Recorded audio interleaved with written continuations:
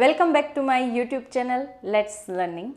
આજના આ સેશનમાં આપણે એ અંગેની વાત કરવાની છે કે જેમાં ધોરણ 12ના વિદ્યાર્થી મિત્ર માટે અને એમાં પણ નામાના મૂળ તત્વ ચેપ્ટર નંબર 4 ભાગીદારીનું પુનર્ગઠન. આજે આપણે આમનોંધને લગતો દાખલો શીખવાનો છે. ગયા લેક્ચરમાં આપણે લાભના દાખલા, ત્યાગના દાખલા એ બધાનો અભ્યાસ કરી લીધો છે. જો અમારી ચેનલ પર નવા વિદ્યાર્થી હોય તો તમે સબસ્ક્રાઈબ કરો અને બીજા વિદ્યાર્થી મિત્ર સાથે પણ શેર કરો. અને આના જેવું જ આપણે એક ઉદાહરણ છે રામ અને રહીમ, ઉદાહરણ નંબર 10, એનો પણ આપણે અભ્યાસ કર્યો છે, બરાબર. એના જેવું જ સેમ ટુ સેમ આ દાખલો છે. તો આજે આપણે શીખશું દાખલા નંબર 12, પેજ નંબર 141 ઉપર આપેલું છે, રાઈટ. ચાલો, હવે એમાં સૌથી પહેલાં છે બે પાર્ટનર છે, અલય અને સંકેત. તો આપણે ખાસ કરીને પહેલાં બે પાર્ટનરની નીચે અંડરલાઈન કરી લેવા કે કયા વ્યક્તિનું નામ છે, કોણ બે ભાગીદાર છે, રાઈટ. તો સૌથી પહેલું કામ કરવાનું છે કે જે બે પાર્ટનર છે એનું નામની નીચે અંડરલાઈન કરી નાખવાની થશે. તો ફર્સ્ટ અલય અને સંકેત.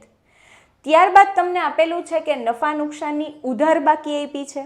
તો ફર્સ્ટ તમારે યાદ રાખજો કે નફા નુકસાનની ઉધાર બાકી એટલે એકદમ સહેલી વસ્તુ છે કે જ્યારે નફા નુકસાનની ઉધાર બાકી કે ને એટલે ઊંધું કરી નાખવાનું, નફા નુકસાન ખાતે જમા કરી નાખવાનું, રાઈટ. અને માની લ્યો કે નફા નુકસાનની જમા બાકી કે તો શું કરવાનું, તો કે નફા નુકસાન ખાતે ઉધાર કરી નાખવાનું. એટલે અપોઝિટ એન્ટ્રી આપવાની. ઉધાર બાકી કે તો નફા નુકસાન ખાતે જમા કરવાનું, જમા બાકી કે તો ઉધાર કરવાનું. અને બીજું એકદમ સિમ્પલ કે નફો અને નુકસાન કોણ ભોગવે, તો કે ભાગીદાર ભોગવે, રાઈટ. જો નફો એટલે નફો થાય તો ભાગીદારને શું થાય, આપણે છે ને કોઈ એકાઉન્ટની ભાષામાં નથી સમજવું, તમારે એકદમ ઇઝીલી સમજવાનું છે કે ભાગીદારને નફો થાય તો ભાગીદારને મજા આવે કે ન આવે, તો કે મજા આવે. જો મજા આવે ને એ બધું જમા કરી દેવાનું. ભાગીદારને મજા આવી તો ભાગીદારના મૂડી ખાતે શું લખી નાખો તમે, તો કે જમા, બરાબર. એકાઉન્ટની ભાષામાં સમજવા જાઓ, નુકસાન થયું ને આમ થયું તો આપણે છે ને એમાં વધારે ડિફિકલ્ટ થઈ જાય. એટલે એકદમ સરળ ભાષામાં યાદ રાખી લેવાનું, રાઈટ. અને ખોટ જાય તો ભાગીદારને મજા આવે, તો કે નો મજા આવે. નો મજા આવે તો ભાગીદારના મૂડી ખાતે શું કરી દેવાનું, ઉધાર કરવાનું, રાઈટ. ચાલો, સૌથી પહેલાં નફા નુકસાનની ઉધાર બાકી. આજે આપણે એની આમ નોંધ કરવાની છે. ઉધાર બાકી એટલે શું થશે, ખોટ થશે. અને ખોટ થઈ એટલે ભાગીદારને શું થશે, મજા ન આવે.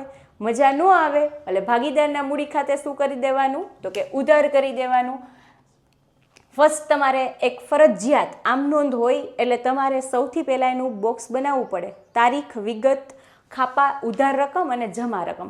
માની લ્યો કે તમારે અહીંયા ક્રમની જગ્યાએ તારીખ આપેલી છે તો તમે તારીખ લખી શકો છો, રાઈટ. અને જો તારીખ નથી આપી અને આપણે ક્રમ લખવાનો હોય ત્યારે તમે અહીંયા ક્રમ લખી શકાશે, બરાબર. હવે સૌથી પહેલાં નફા નુકસાનની ઉધાર બાકી. ઉધાર બાકી એટલે ખોટ થાય એટલે ભાગીદારને મજા નથી આવી. મજા ન આવે ભાગીદારને તો ભાગીદારના મૂડી ખાતે શું કરી દેવાનું, ઉધાર. તો અહીંયા લખી નાખવાનું કે અલયના મૂડી ઓબ્લિક ચાલુ ખાતે શું કરી દેશું આપણે, તો કે ઉધાર.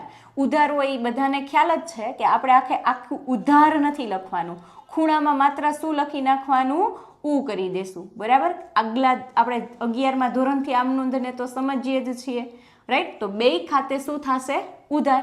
એક તો અલય ખાતે અને એક તો સંકેત ખાતે. તે કોના ખાતે જમા, તો કે તે નફા નુકસાન ખાતે જમા.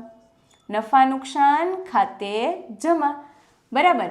બાબત જે શું થશે, બાબત જે પણ ખાસ લખવી પડે એટલે પહેલી વસ્તુ તમારે અહીંયા બાબત જે લખી નાખવાની કે નફા નુકસાન ખાતાની ઉધાર બાકીની ફાળવણી કરી તેના, બરાબર. ફાળવણી કરી તેના. હવે આની નીચે શું કરી નાખવાનું થશે, તમારે અંડરલાઈન. હવે તમારે શું કરવાનું છે, તો પહેલાં જોઈ લ્યો કે કેટલો ખોટ ગઈ છે, તો કે 18,000ની. તો અહીંયા તમારે નફા નુકસાન ખાતે 18,000 જ લખવાના છે. અહીંયા તમને બે બાકી આપી છે.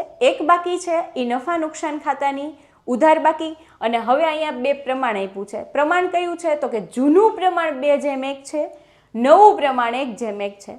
તમારે ધ્યાન એ રાખવાનું કે જૂના પ્રમાણને ધ્યાનમાં લખવાનું, કારણ કે જે નવો ભાગીદાર આવશે એ નફામાંય ભાગ ન લે, નુકસાનમાંય ભાગ ન લે. એટલે જે પણ નફો થયો, જે પણ ખોટ થઈ, એ કોને ભેગી કરેલી છે? નફો થયો હોય તો ભેગો કોને કરેલો છે? તો કે જૂના ભાગીદારે. એટલે હંમેશા ફાળવણી જૂના ભાગીદારને જૂના પ્રમાણમાં થાય. બધું યાદ રાખવાનું, કારણ કે ઘણીવાર MCQમાં પૂછાય કે ભાગીદારોને ફાળવણી કયા પ્રમાણમાં થશે? તો કે જૂના ભાગીદારને જૂના પ્રમાણમાં થશે. તો જૂનું પ્રમાણ કેટલું આપ્યું છે? તો કે 2:1. એટલે હવે આપણે એની ફાળવણી કરશું તો 18,000 ગુણ્યા 2/, એનો સરવાળો કેટલો થાય? તો કે 3. અને પાછું શું કરવાનું? તો કે 18,000 ગુણ્યા 1/3. આનો ભાગ ઉડે એટલે 6 તેરી 18, રાઈટ? અને છેલ્લે શું કરી દેવાનું? 6,000 ગુણ્યા 2 એટલે 6 દુ કેટલા થઈ જશે? તો કે 12,000. એ જ રીતે અહીંયા પણ કેટલા થશે? 6 તેરી 18. અને 6,000 ગુણ્યા 1 એટલે કેટલા આવશે? અહીંયા પણ 6,000. તો હવે તમારે શું કરી દેવાનું? એ અહીંયા લખી નાખવાનું કે લઈને કેટલા રૂપિયાની નુકસાની ગઈ? તો કે 12,000ની. અને સંકેતને કેટલાની નુકસાની ગઈ? તો કે 6,000ની. ઇન શોર્ટ તમારે એક જ વસ્તુને યાદ રાખવાની કે નફા નુકસાન ખાતાની ઉધાર બાકી, તો ઊંધી એન્ટ્રી થાય નફા નુકસાન ખાતે જમા. અને બીજું એમ યાદ રાખવાનું કે આ ખોટ છે, ખોટ થાય, ભાગીદારને નો મજા આવે તો એના ખાતે ઉધાર થાય. તો અહીંયા શું કરી નાખો? ઉધાર. હવે પહેલી આમ નોંધ પૂરી થઈ જાય પછી ખાલી વિગતના ખાનામાં જ તમારે અંડરલાઈન કરવાની હોય. હવે એના પછી અનામત ભંડોળ. અનામત ભંડોળ એટલે એકત્રિત ફંડ છે. આ ફંડ કોને ભેગું કર્યું હોય? તો કે જૂના ભાગીદારે. એટલે જૂના ભાગીદારને જૂના પ્રમાણમાં વેચવાનું થશે, રાઈટ? તો અનામત ભંડોળ છે એ ભાગીદાર માટે આવક ગણાશે. એટલે ભાગીદારને પૈસા મળશે. જો ભાગીદારને પૈસા મળે તો ભાગીદારને મજા આવે કે નો મજા આવે? મજા આવે. મજા આવે તો શું કરી દો? તો ભાગીદારના મૂડી ખાતે જમા કરી નાખો. તો ઉધાર કોના ખાતે કરવાનું? તો જે નામ હોય એના ખાતે જ કરવાનું હોય ને, બરાબર? તો એકદમ સહેલી રીત છે, અનામત ભંડોળ ખાતે ઉધાર કરવાનું. અનામત ભંડોળ ખાતે ઉધાર કરીને ઉધારનો ઉ લખી નાખવાનો. તે કોના ખાતે જમા? તો કે અલયના મૂડી ખાતે / ચાલુ ખાતે. એ જ વસ્તુ બીજા કોણ પાર્ટનર છે? તો કે સંકેત છે. તો એ અહીંયા પણ શું લખી નાખવાનું? સંકેતના મૂડી / ચાલુ ખાતે. અને તમારે યાદ રાખવાનું કે આવક થઈ એટલે ભાગીદારને મજા આવી. મજા આવી એટલે ભાગીદારના મૂડી ખાતે આપણે શું કર્યું? તો કે જમા કર્યું. બાબત જે લખવાનું કે અનામત ભંડોળની ફાળવણી કરી તેના, આખું લખવું હોય તો એ લખી શકો કે જૂના ભાગીદારને જૂના પ્રમાણમાં ફાળવણી કરી તેના. એટલે જૂનું પ્રમાણ ધ્યાનમાં રાખવાનું. હવે તમારે એ ધ્યાનમાં રાખવાનું છે કે અહીંયા કેટલા રૂપિયા આપ્યા છે? તો કે અહીંયા આપેલા છે 27,000. તો કેટલા લખી નાખશું આપણે? 27,000. અને હવે 27,000ને પાછા કઈ રીતે ફાળવણી કરવાનું થશે? તો કે 27,000 એનો ભાગ છે 2 અને ટોટલ છે 3. 27,000 એનો ભાગ છે 1 અને છેદમાં કેટલા મૂકવાના? તો કે 3. 9 તેરી 27 અને 9 દુ કેટલા થશે? તો કે 18. એ જ રીતે 9 તેરી 27 તો કેટલા થશે? 9 એકા 9 એટલે 9,000 થશે.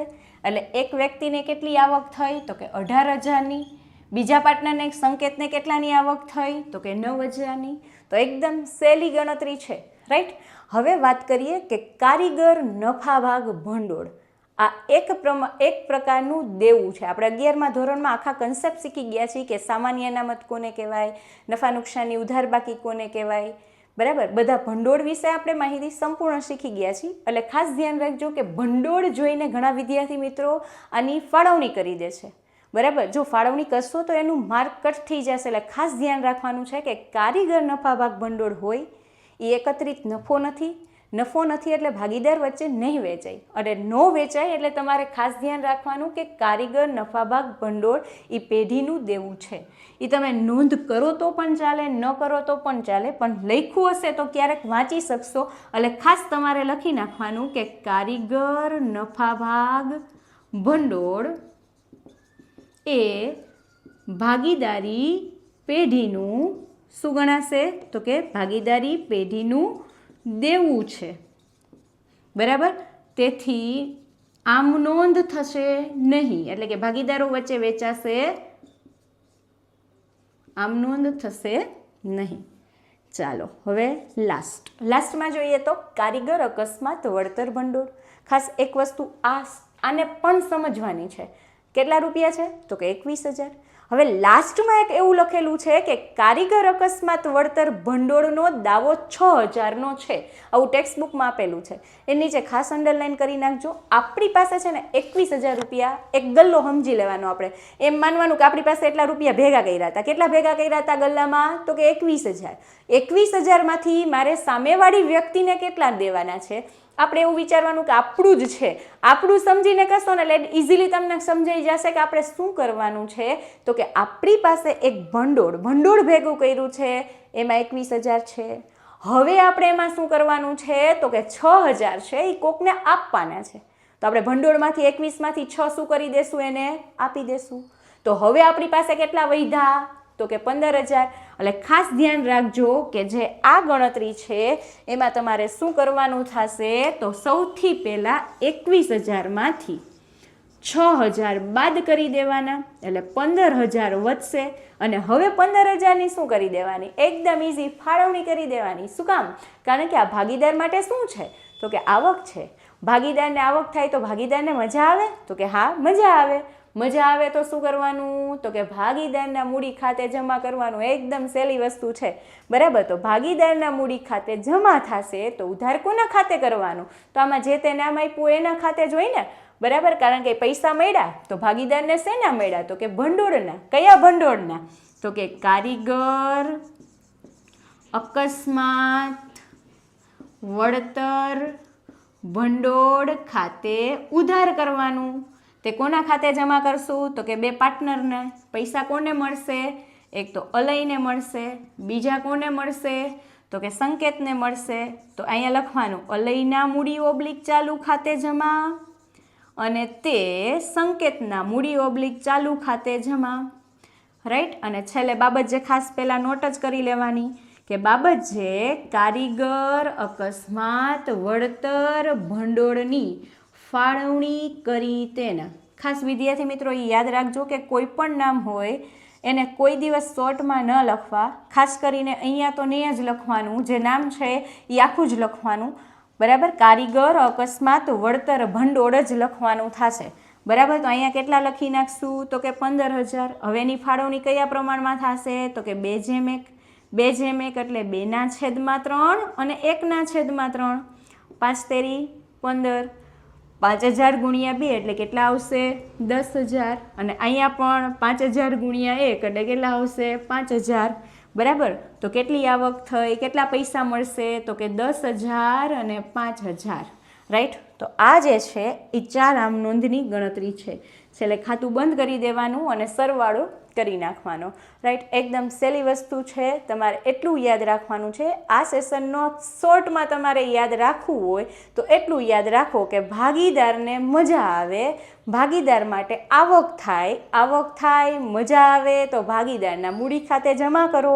અને જો ખોટ જાય, ભાગીદારને ન મજા આવે તો ભાગીદારના મૂડી ખાતે ઉધાર કરવાનું, રાઈટ. અને બીજી વસ્તુ કે જે બાકી હોય નફા નુકસાનની ઉધાર બાકી, આ ઈ જ નહીં, ગમે એની જે બાકી આપ્યું હોય એની વિરુદ્ધ અસર આવશે. અહીંયા નફા નુકસાનની ઉધાર બાકી હતી તો આમ નોંધમાં નફા નુકસાન ખાતે જમા જ થશે. અને માની લ્યો કે અહીંયા નફા નુકસાનની જમા બાકી હશે તો નફા નુકસાન ખાતે ઉધાર થશે. ઇન શોર્ટ વિરુદ્ધ અસર આવશે. એ રીતે પણ તમે યાદ રાખી શકશો, બરાબર. તમે અમારી ચેનલમાં નવા હો તો બીજા વિદ્યાર્થી મિત્રોને પણ શેર કરો, તમે પણ સબસ્ક્રાઈબ કરો. અને આ જ રીતનો દાખલો જોવા માટે ઉદાહરણ 10નો પણ મેં આગળ અભ્યાસ કરાવ્યો છે, એ પણ તમે સેશન જોઈ શકો છો.